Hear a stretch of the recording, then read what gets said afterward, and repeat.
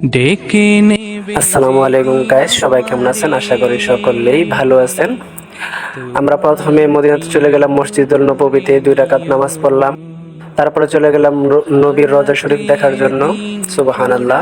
তারপরে আমরা বেলাল মসজিদ গেলাম, বেলাল মসজিদটা ঘুরে ঘুরে দেখলাম।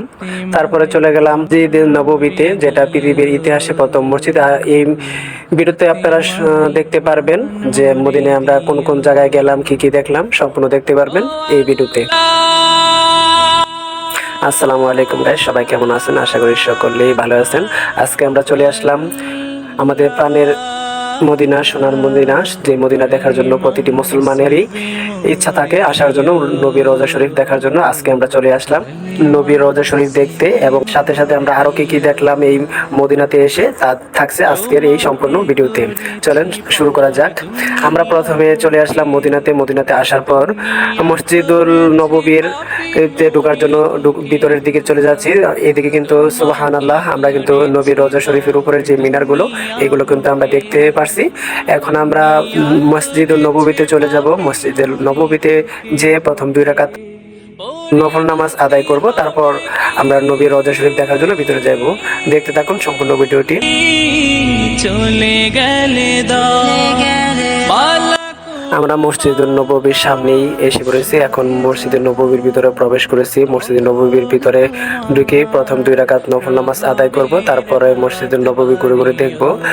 দেখেন মসজিদুল নববীর ভিতরে কিন্তু জায়গাটা কিন্তু একেবারে অনেক অসাধারণ। এখন নামাজ পড়া শেষ, এখন আমরা চলে আসলাম নবীর রওজা শরীফ দেখার জন্য। রাস্তা দিয়ে নবীর রওজা শরীফের দিকে সামনে এগিয়ে যাচ্ছি। দেখতে থাকুন সম্পূর্ণ ভিডিওটি। আলহামদুলিল্লাহ, নবীর রওজা শরীফের সামনে কিন্তু আমরা চলে আসলাম। এখনই নবীর রওজা শরীফের সামনে আমরা আছি।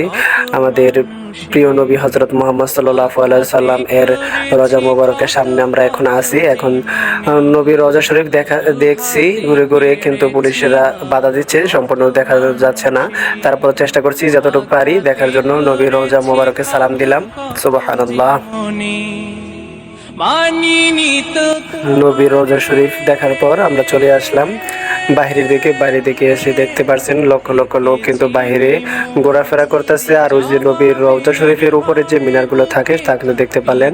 এখন আমরা চলে আসলাম বেলাল মসজিদ দেখার জন্য। সামনে দেখতে পাচ্ছেন মসজিদটি, এটা হলো বেলাল মসজিদ। বেলাল মসজিদে আমরা চলে আসলাম। আমরা সকাল সকাল যাওয়ার কারণে বেলাল মসজিদ ঘুরে দেখতে পারলাম না। তারপরে এখন আমরা চলে যাচ্ছি মসজিদুল কুবা মসজিদ দেখার জন্য, যেটা পৃথিবীর ইতিহাসের প্রথম মসজিদ। এখন মসজিদের কুবার ভিতরে আমরা প্রবেশ করলাম, কুবা মসজিদের ভিতরে প্রবেশ করলাম।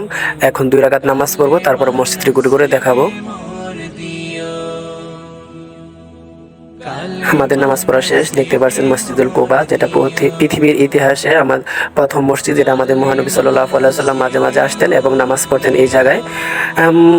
তারপরে দেখতে পাচ্ছেন আমরা মসজিদুল কুবা দেখার পর এখন কিন্তু বাইরে চলে আসছি। দেখেন বাইরের দৃশ্যটা কিন্তু, কুবা মসজিদের বাইরের দৃশ্যটা কিন্তু অসাধারণ একটা দৃশ্য।